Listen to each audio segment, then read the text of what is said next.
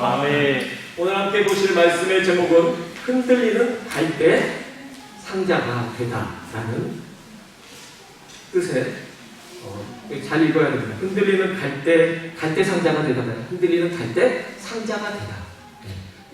확연히 달라요. 아버지가 방에 들어가다 아버지가 가방에 들어가시다 다르니까 확실히 흔들리는 갈대 상자가 되다 라는 제목으로 함께 말씀을 볼 것입니다. 오늘 본문 3절에서 100일이 지나지 않아요. 그러니까 오늘 말씀은 3달 정도 지났을 때 이 아이를 이제 어머니가 갈대로 상자를 만들어서 물에 띄우는 내용입니다. 오늘 우리가 함께 부른 요게벳의 노래라는 그 찬양에서 나온 그것처럼, 그리고 책으로도 있죠. 이 갈대 상자에 대해서 나왔습니다.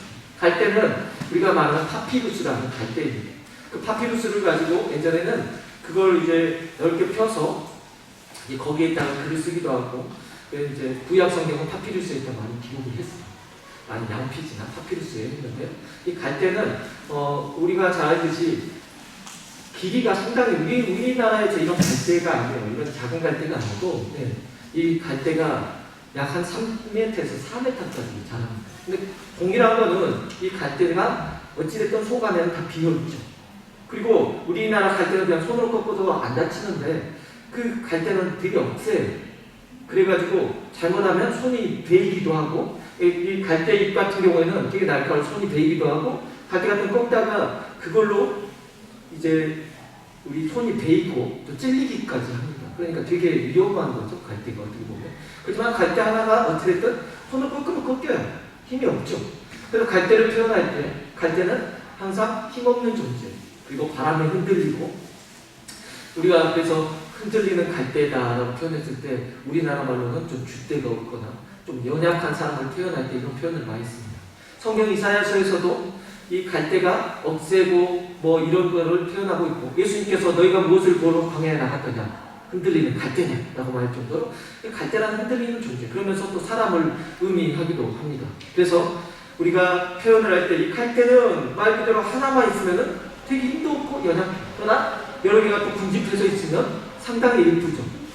이렇게 하나만 있으면 되게 안 예쁠 거예요. 여러 개가 있으면 예쁘죠. 그리고 힘도 있고, 그리고 이 갈대 사이 안쪽으로 들어가면 전혀 몰라요. 그러니까 새들이나 또 많은 짐승들도 그 갈대 사이에 숨어 살고, 갈대 잎뿐만 아니라 물고기들도 보면 이제 물 속에 피는 거예요. 갈대가 주로 보면 이제 여러분 분명히 알아야 될 게, 이게 물 속에서 나는 게 있고 또 물 밖에서 나는 게 있어요. 부들이라든지. 근데 이제 이 나일강에서 지금 보니까 이 갈대는 물 속에서 나는 그 갈대인 거예요.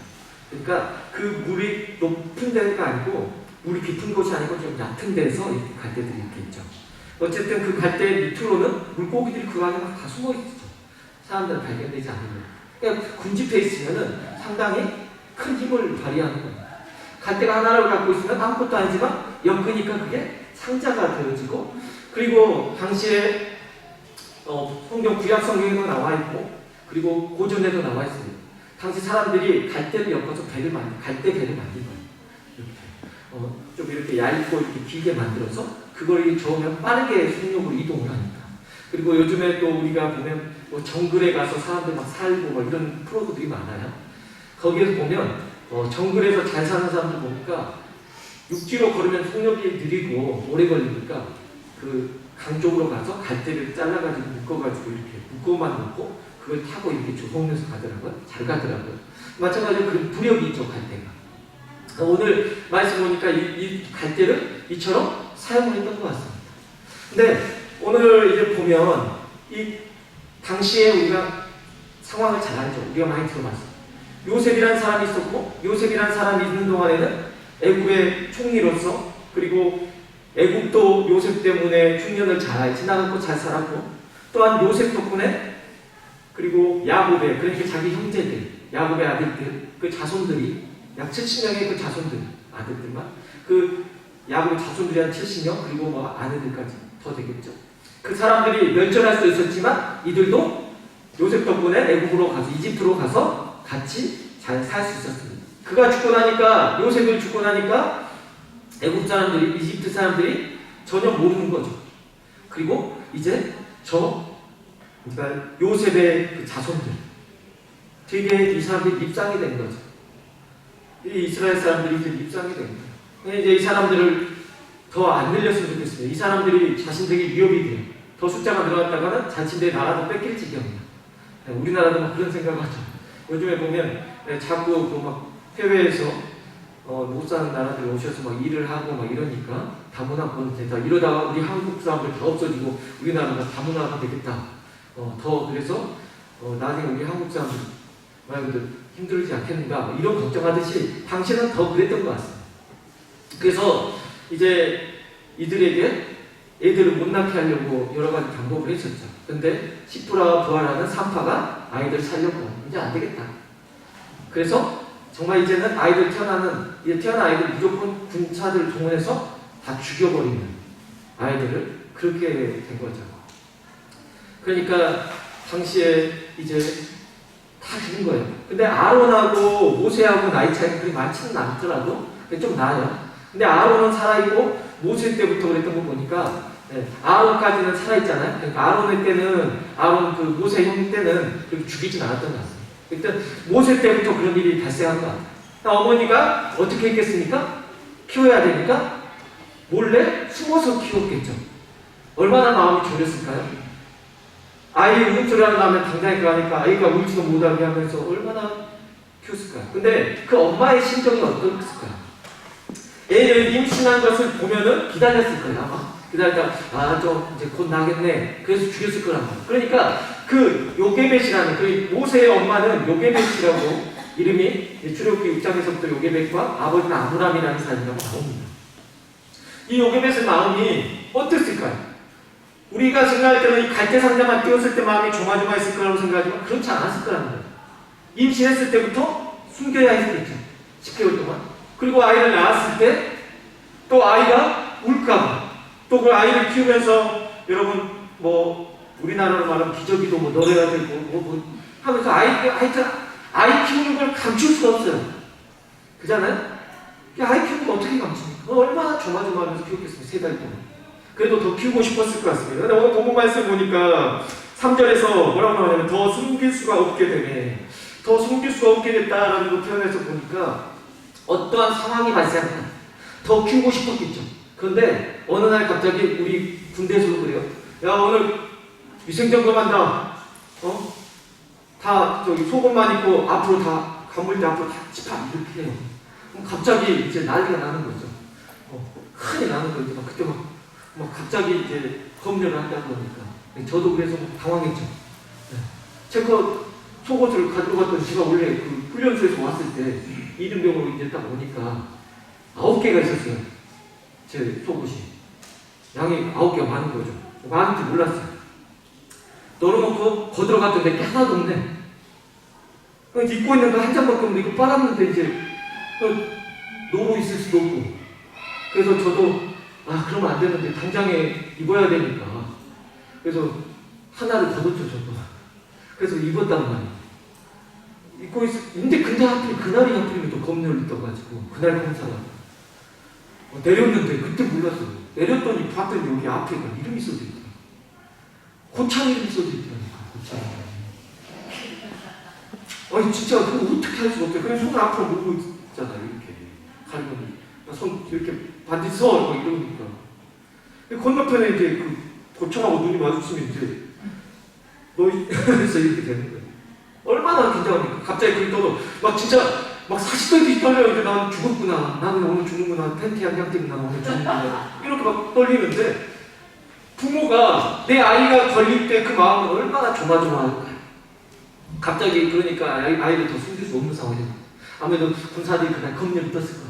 저쪽 막 동네에서부터 막 조사하기 시작하고 드러내고 아이 죽이만 막 가고 다 드러내고 했을 거 아니에요? 그러니까 안 되겠다 싶으니까 부모가 이제 그렇게 했던 것 같아요. 제 생각에도. 말씀해 보니까 이 부모가 이제 갈대 상자를 만들고 그 안에다가 역청이라는 걸 말하는데 역청이라는 건 뭐냐면 오늘 말하면 방수제예요. 방수. 그래서 이 방수제를 다 입히고 물이 새지 않죠.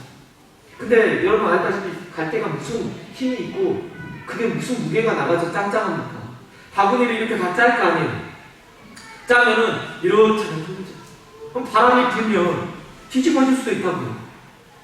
그죠? 그리고 나일강에는 악어가 많아요. 그러면 악어가 보고 또 이렇게 덮쳐버릴 수도 있고, 하여튼 변수가 많은 거예요. 이렇게, 근데 이제 오늘 말씀을 보니까 우리가 좀 봐야 될 건 뭐냐면, 3절에 보니까 그를 위하여 갈대 상자를 가져다가 역청과 나무 주먹치라고 하기를 거기 담아 나일강의 갈대 사이에 뒀다. 나일강을 직접 다큐멘터리로 봤어요. 제가 얼마나 크기가 큰지. 엄청 커요. 한강보다 크죠. 엄청 커요. 하여튼 크고 계속 이어져 있어요. 그러니까 나일강 어디 부분인지 몰라요. 근데 보니까 갈대가 난 걸 봤을 때 강 가에, 강 바깥쪽에 사람들이 나와서 씻고 이렇게 깊은 곳은 아닌 것 같습니다. 물살이 세더라고요, 나일강. 그러니까 그 갈 때 그냥 엄마가 그래 잘 가라, 하나님 너를 인도해 주실 거야, 그냥 대충 상자 만들어 갖고 아이를 그냥 물에다 띄운 게 아니라고요. 그러면 진짜 큰일 나요. 본인이 그렇게 띄우면 진짜 뒤집어지고 죽어요. 그러니까 갈대 사이에다가 숨겼다는 거 보니까 그냥 거기 넓은 데서 어디 있다 숨겨요. 사전에 좀 조사가 있었던 것 같습니다. 우리가 보면 이런 걸 많이 들었을 때, 와, 다르네.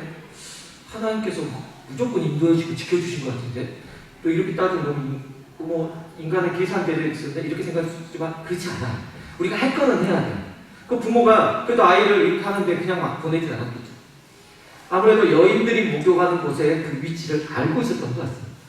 그래서 그곳에 아이를 떠내려가지 않고 갈대 사이에 이렇게 상자를 두고 간다. 그래도 다른 사람이 발견할 수 있죠. 군인이 발견할 수 있고 다른 사람이 발견하도 죽일 수가 있어요. 그러더라도 내 손으로 죽일 수가 없어서 맡긴 거죠. 그리고 하나님 앞에 내가 할 건 하고 부모로서 갈대 상자를 만들고 역청도 바르고 아이를 조심하게 하고 그러면서 딸을 보내서 딸로 인해서 그게 뒤집히는지 어쩐지 잘 지켜보도록 하고 말이 좋은 사람이 그 아이를 보고 이렇게 키울 마음이 보이면 상황을 봐서 엄마한테 말해줘 이런 말을 해놨겠죠. 그러니까 나중에 공주가 발견하게 되고 공주가 이 아이를 발견해서 이제 그 상황에 대해서 미리암이 나타나서 유머를 보여드릴까 이렇게 나오는 거죠. 그러니까 이런 것들은 아무래도 어느 정도 생각했을 거예요. 그러나 그건 최고의 시나리오였죠. 그러나 그렇게 되면 거의 힘들었다. 대충 그러니까 우리가 알 때 그냥 물에 떠내려서 잘 가라 어디로 가나 이게 아니었을 것 같아요. 하여튼 그 목욕터에 여자들만 있는 곳에 다 이렇게 놔두고 남자들이 보면 더 죽였겠죠. 근데 여자들이 또 그런 긍휼한 마음이 있어서 그런지 모르겠습니다. 그쪽에다 이렇게 놔두고. 근데 이제 상황에 또 맞게끔 이게 하나님이 여기서 그러니까 우리가 해야 할 뭐예요? 갈대 상자도 만들고 역청도 칠하고 이런 계산도 하고 또 이 갈대 상자를 대충 요만하게 만들어 놓고 예를 들면 레오가 무게가 꽤나 나가는데 갈대 상자를 요만하게 만들어 갖고 레오를 담으면 어떻게 될까요? 빠지죠. 부력을 생각해야 할 거 아니에요. 부력을. 네? 민호를 담을 때하고 레오를 담을 때 갈대 상자 크기가 달라져야 할 거 아니에요. 사이즈가. 부력을 테스트를 하고 그 아이의 무게가 이 정도 되니까 이 정도 넣었을 때 얘가 달아질지 들어올지 이걸 다 확인을 했을 거라는 거죠. 성경에서 보니까 이 갈대 상자라고 말하면 이게 이제 테바라는 용어인데요. 이게 무슨 거냐면 똑같은 용어를 두 가지 썼습니다. 노아의 방주에서 한번 쓰고요. 이 갈대 상자였습니다. 그러니까 성경이 말하는 건 뭐냐면 노아의 방주와 갈대 상자를 똑같이 보거든요. 노아의 방주 우리가 잘 알잖아요. 하나님께서 인류를 다 심판하실 때에 노아와 노아의 친구들 8명과 짐승들을 하나님께서 그곳에 태우게 하셔서 아주 멸절시키지 않고 구원해 주셨다라는 거잖아요. 그러니까 소망을 거기에 담으시는 거예요. 희망을 거기에 담으시는 거예요. 자, 그러면 갈대 상자 너무 작지 않아요? 너무 미미하지 않아요? 노아의 방주에 비해서는 갈대 상자는 힘도 없고 아무것도 아닌 것처럼 보이잖아요? 그런데 중요한 건요. 거기에 모세 한 명만 담았습니다. 모세 아예 한 명만 담았어요. 그러나 모세 한 명을 담았는데 그 모세 한 명이 결국엔 뭐가 됩니까? 그 모세가 전체 이스라엘 백성을 구원하게 되잖아요. 그렇기 때문에 어떻게 보면 노아의 방주에는 짐승들하고 사람은 8명밖에 못 탔어요. 짐승들은 탔어도. 그렇지만 갈대 상자에는 작고 아예 한 명 탄 것 같지만 거기에 나중에 이스라엘 백성들이 출애굽에서 약 60만, 장정만 60만 명, 그러니까 약 인구수 따지 200만 이상의 사람들이 구원받지 않습니까? 모세 덕분에. 그러니 갈대 상자 하나에는 모세만 실은 게 아니라 어떻게 보면 그 조그마한 상자에 200만의 사람을 태우고 가도 같아. 그니 하나님의 구원하심이 거기에 있다는 거죠. 얼마나 큽니까? 부모가 나놓고 아이가 잘생겼다라고 표현하고 있는데 이건 잘생겼다라는 표현에서만 끝나는 게 아니라 아이가 보니까 좀 뭔가 원래 우리 아이들은 좀 뭔가 특별해 보이죠. 천재같이 보이고 그러지만 그런 게 아니고 하나님께서 본인이 아이들 낳았으니까 알겠죠. 미리암도 낳았고 그 위에 아론도 낳았었는데 다르게 이 아이는 뭔가 좀 특별해 보였던 것 같아요. 그래서 하나님께서 이 아이를 통해서 하나님께서 우리 이스라엘 백성들에게 약속하신 그 구원을 이끄시겠구나 라는 이걸 본 것 같아요. 부모가 신앙의 눈으로 아이를 바라보는 것 같습니다. 이게 되게 중요합니다. 우리가 지금 오늘 불렀던 그 노래, 요게벳의 노래 보면 이 요게벳의 노래가 작은 갈대 상자 물새지 않도록 이렇게 시작하잖아요. 이 노래를 지었던 작사가가 연평한 씨라는 분입니다. 이 연평한 씨가 처음에 이제 아내하고 결혼을 하고 원래 초등학교 교사 출신이더라고요. 이제 피아노만 배웠고 작곡 이런 거 다 해본 적도 없는데 그냥 이렇게 좀 하다가 이제 이분이 결혼을 해서 아이를 가진 첫 번째 아이를 유산했어요. 두 번째 아이를 가졌을 때 쌍둥이를 갖게 되나 봐요. 이제 보통 아이들은 40주 이후에 태어나지 않습니까? 그리고 이제 쌍둥이들은 보통 36주에 낳아야 되나 봐요. 네, 뭐 우리가 유도분만을 하든지 제왕절개를 하든지. 근데 이 아이들 29개월하고 29개월이 아니라 29주. 죄송합니다. 29개월 하면 큰일 나요. 29주 5일 만에 이렇게 태어나게 됩니다. 조산이죠. 아이들이 처음에 태어날 때 뇌출혈도 좀 있었고 그리고 폐 질환도 있었고 폐도 안 좋아하는 어린아이들. 그래서 인큐베이터에 이제 5주씩 뭐 이렇게 이상 해서 이렇게 하는데 마음이 어땠겠어요? 그래서 이제 유산을 한번 경험하고 아이를 낳았으니까 아내하고 이야기를 했다고 우리가 어떻게 하면 이 아이를 하나님의 뜻대로 키울까 고민하다가 여러 책도 보고 있다가 아내가 먼저 읽고 보냈던 책이 무슨 책이었냐면 최 에스더 사모님의 성경대로 아들 키우기 성경으로 뭐 아들 키우기 뭐 이런 책이었어요. 그래서 읽고 남편한테도 읽어보라고 줬는데 거기에서 이 내용이 나온 거죠. 갈대 상자에 이렇게 해서 뭐 이런 내용들이 그리고 연평한 씨가 거기서 은혜를 받고 그걸로 이제 곡을 쓰게 된 겁니다. 어떤 마음으로요? 그 요게벳 한 번도 우리가 항상 모세의 관점에서 이스라엘 관점에서 봤지만 그 엄마의 마음 가운데서 본 적은 없는 거예요. 엄마의 심정을 보니까 이 요게벳의 심정으로 보니까 본인이 아이들을 키우면서 낳고 그 간절한 마음을 보니까 다르더라는 거죠. 그 마음이 어땠을까? 그 아이를 이렇게 떠내보냈을 때 울었겠고 또 정처 없이 이렇게 뭐 이런 그런 내용들이 나오잖아요.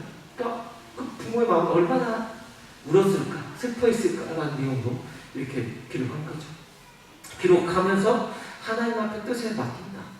하나님 앞에 우리의 삶을 이렇게 내가 내 자녀를 내가 낳았다고 해서 내가 내 뜻대로 하는 게 아니라 하나님 앞에 그 인생을 내가 맡긴다.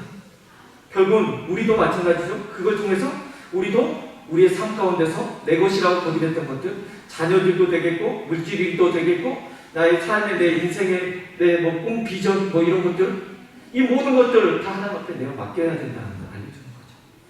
그리고 갈대상자라는 책을 쓴 분이 바로 김영애 권사님이라는 분입니다. 남편이 김영길 이제 그 박사님 장로님이신데 2019년도에 소천하셨어요. 되게 슬퍼하고 이제 그분이 나중에 한동대 총장으로 이제 하신 거죠. 그분은 원래 카이스트 교수였고 나사에서도 인정하는 아주 엄청난 석학자였습니다. 그분이 이제 세계에서도 되게 인정해주는 발명가, 과학자로서 뭐 세계 그런 상도 받았어요. 뭐 발명가상 받기 정말 그 한국에서도 그래서 엄청 뛰어난 분이죠. 그냥 탄탄대로고 잘 살았어요. 근데 어느 날 이제 전화 한 통을 받게 되는데 전화 한 통에서 이분한테 저는 어디에 있고 이렇게 이 한동대가 포항 지역에 이렇게 있는데 이 믿음으로 신앙인들을 이렇게 길러내는 이런 학교인데 우리 학교에 총장 와주셨으면 좋겠습니다. 그러니까 바로 그냥 전화 받고 저는 아닌 것 같습니다. 저는 지금 잘하고 있고 저는 또 박사로서 과학자로서 삶을 살아가기 때문에 아닌 것 같습니다. 바로 끊은 거예요. 그러니까 이분이 뭐라 했냐면 아니 기도도 많이 하시고 믿음이 좋다는 분으로 듣고 전화 연락을 드렸는데 하나님 앞에 한 번도 기도해보겠다는 말도 안 하고 어떻게 단번에 거절하십니까? 그런 거예요. 그 말이 확 찔려가지고 그 길로 새벽에 가서 하나님 앞에 회개하면서 하나님 제가 단번에 제가 마음대로 생각해 기도한 거죠. 그리고 나서 이 가지상자를 쓴 김영애 이제 사모님이 아내 되신 분이 이런 말을 했어요. 우리는 하나님 앞에 응답받는 방법이 몇 가지가 있다. 우리에게 채널이 있다라고 표현을 하더라고요. 채널. 우리가 하나님 앞에 응답받는 채널. 첫 번째, 목사님의 말씀을 통해서 우리는 하나님의 응답을 받을 수 있다. 두 번째, 말씀을 통해서, 성경 말씀을 통해서 하나님께서 우리에게 응답을 주시다. 세 번째, 기도를 통해서. 그리고 또 네 번째는 어떤 우리 믿는 사람들끼리 교제와 이런 걸 통해서도 있겠죠. 어쨌든 그래서 예배를 드리러 갔는데 그날따라 목사님의 본문 말씀이 우리가 잘 아는 창세기 12장 4절 말씀에서 아브라함이 본토 친척 아버지 집을 떠나 내가 네게 지시할 땅을 가라. 밑도 끝도 없이 하나님께서 가라. 그래서 목사님 그 말을 하셨다는 거예요. 하나님께서 가라고 하실 때 미지의 세계로 보내신다. 거기에는 어려움과 환란이 있다. 미지의 세계로 간다는 것은 그 어떤 것도 보장하지 못한다. 그리고 여기 우리 있는 곳은 안전하고 편안하다. 그러나 중요한 건 하나님께 미지의 세계로 보내실 때는 가야 합니다. 왜냐하면 하나님께서 그곳에서는 함께 계시고 하나님께서 가라고 하셨지만 버티고 있으면 그곳에서는 하나님과 함께 하지 않기 때문입니다. 그래서 하나님 가라하시면 가야 된다. 그래서 말씀을 그대로 받아들인 것입니다. 그리고 나서 본인들이 회개하고 이제 기도를 하고 정말 편안하고 안락하고 좋은 그 직장과 그 모든 그런 걸 포기하고 시골의 그 포항의 작은 그냥 건물도 한 동밖에 없는 그 학교로 간 것입니다. 그래서 어떤 말로 이런 말 한동대학교가 한 동밖에 없어서 한동대학교다 이럴 정도로 어려울 때 갔어요. 경제적으로 너무 어려웠어요.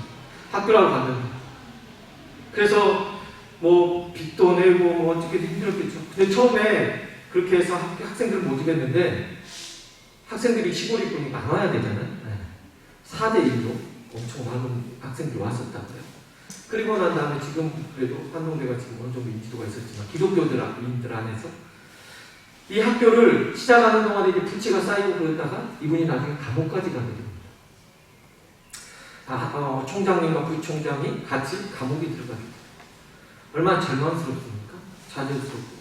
이분이 그냥 편하게 살면 세계가 알아주는 과학자 그리고 편안한 삶 이 모든 게 보장됐는데 시골 학교에 총장으로 가가지고 이 고생하는 이 연단을 타는 거죠.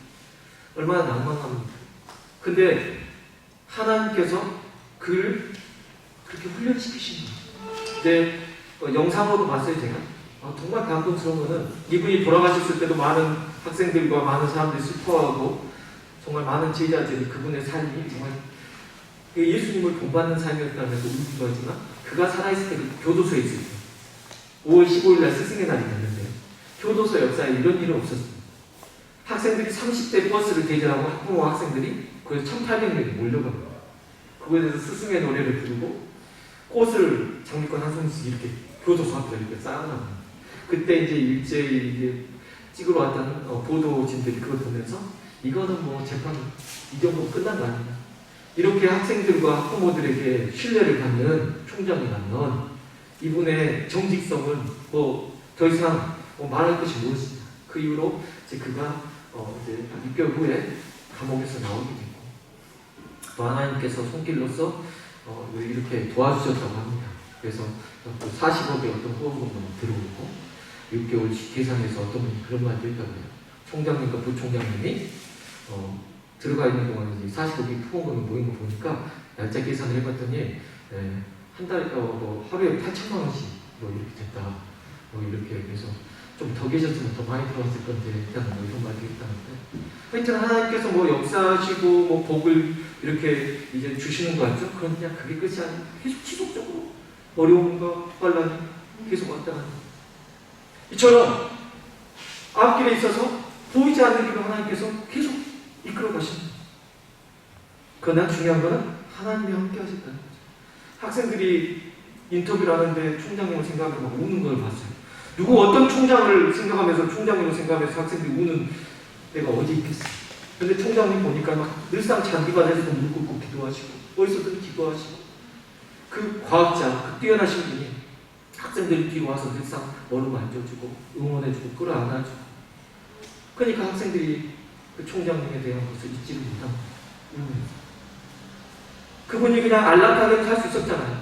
그냥 세계가 인정하는 과학자, 연구 발표하고 논문 남길 수도 있지만 그러나 하나님이 가라고 보내신 곳으로 가서 고생의 길이 이어진 것 같았지만 그러나 그의 죽음 이후에 보니까 그는 많은 사람들을 세웠고 거기에 모토가 그겁니다. 그 학교의 모토가 배워서 남을 주자. 그래서 학생들이 정말 공부해서 우리는 남을 줘야 된다 해서 정말 사회 속에서 지금 자라서 이들이 장애인들을 위한 사역, 여러 사역들을 하는 걸 봤어요. 한 사람이 정말 이 많은 아이들에게 영향을 끼친 거죠.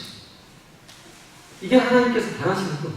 그러니 만약 과학자로서 탄탄대로 평안한 삶을 그대로 살 수 있었겠지만 그러나 미지의 세계를 떠나서 고생도 했지만 그러나 결국은 하나님께 쓰임받았고 정말 많은 사람들과 자신보다 더욱더 많은 학생들, 젊은 다음 세대들에게 엄청난 영향을 끼쳐서 더욱더 하나님의 일을 더욱더 많이 할 수 있게 된 거죠. 정말 많은 아이들을 살리는, 정말 배워서 남주는, 살리는 일에 쓰임받게 된 거죠.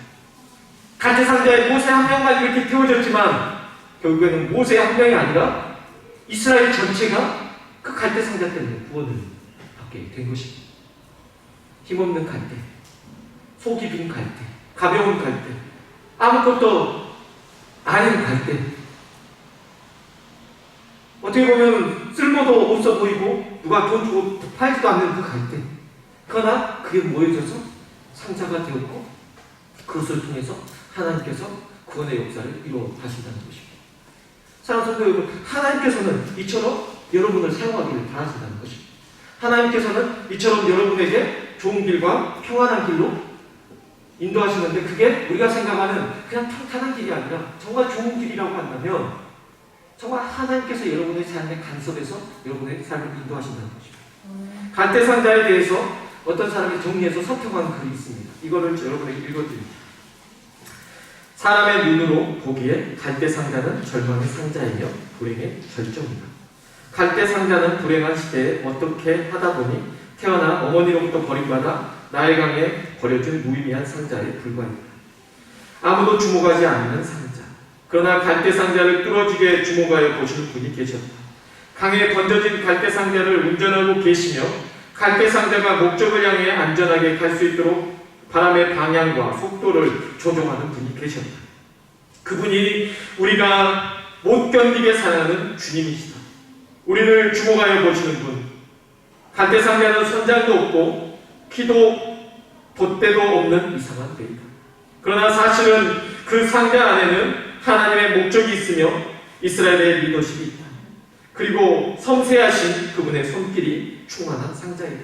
그렇다.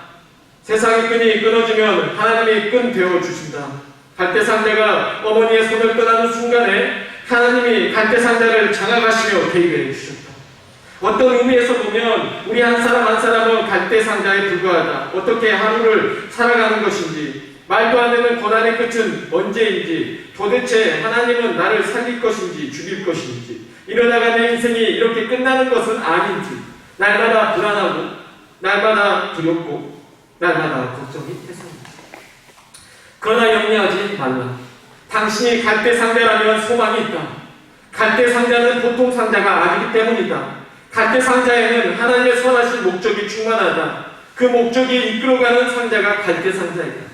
이러므로 갈대상자는 하나님의 목적이 이룰 때까지는 절대로 뒤집히지도 않으며 악어밥이 되지도 못할 것이다.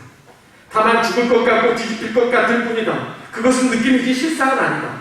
갈대상자는 하나님의 동행하는 상자이다. 사단이 뒤집지 못하며 세상이 막을 수도 없을 것이다. 이렇게 썼습니다. 여러분, 노아의 방주와 갈대상자의 공통점이 무엇입니까?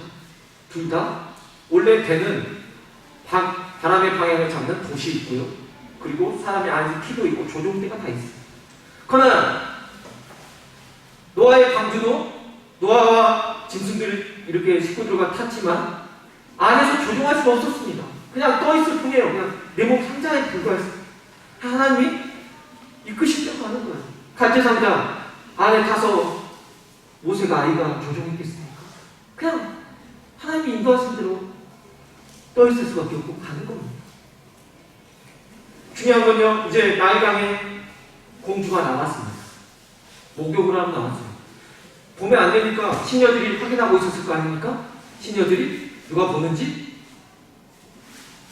근데 중요한 건요, 시녀들이 그러니까 이 공주가 목욕하는 동안에 옆에 이렇게 다 살피면서 다녔을 건데 그 갈대 상자를 왜 그들은 못 받겠냐는 거예요. 그들이 오히려 그런 걸 살피는 사람들이에요. 누가 발견했냐면 공주가 발견하고 시녀들을 보내요. 갈대 상자를 가져오게 합니다.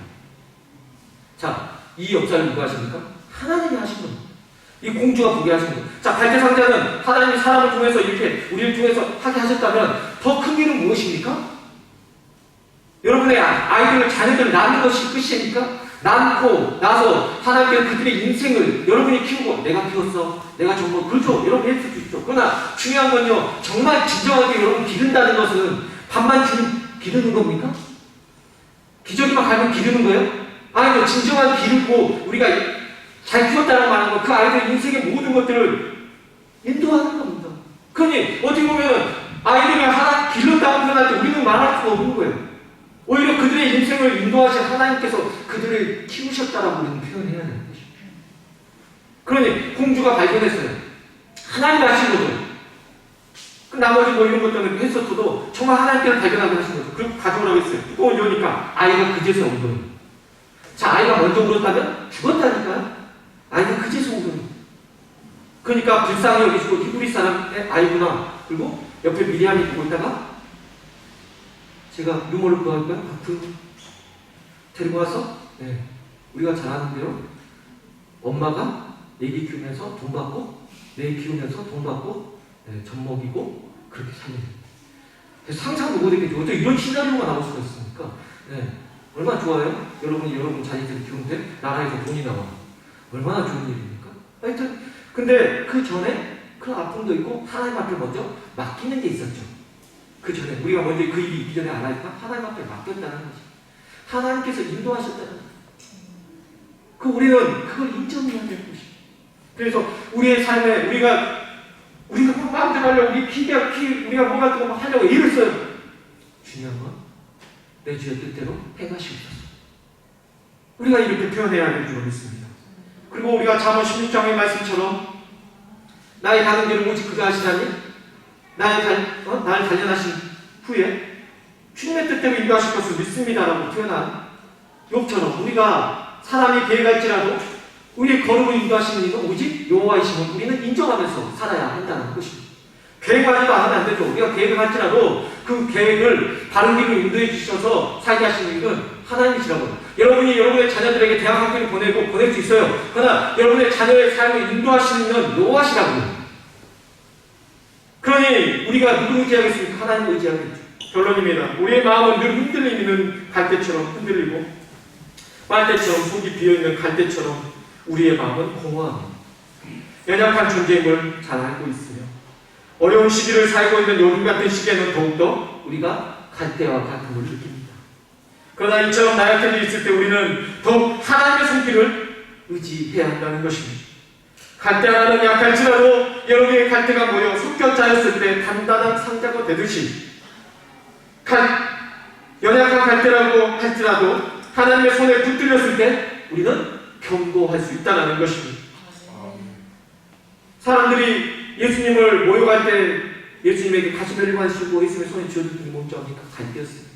원래 왕들이 귤을 들고 왕의 지팡이를 들고 명령하듯이 예수님을 조롱하기 위해서 너는 약한 존재야. 너는 왕도 아니야. 그걸 보여주기 위해서 갈대를 예수님의 손에 쥐어줬어요. 그리고 그걸로 예수님을 희롱했어요. 그러나 보십시오. 예수님께서 그 갈대를 쥐어주신 것처럼 우리를 쥐어주시면 우리가 예수님의 손에 붙들리면 우리는 달라진다는 것입니다. 정말 그들의 말처럼 예수님이 그게 연약한 왕이었습니까? 그대로 끝나셨습니까? 아니죠.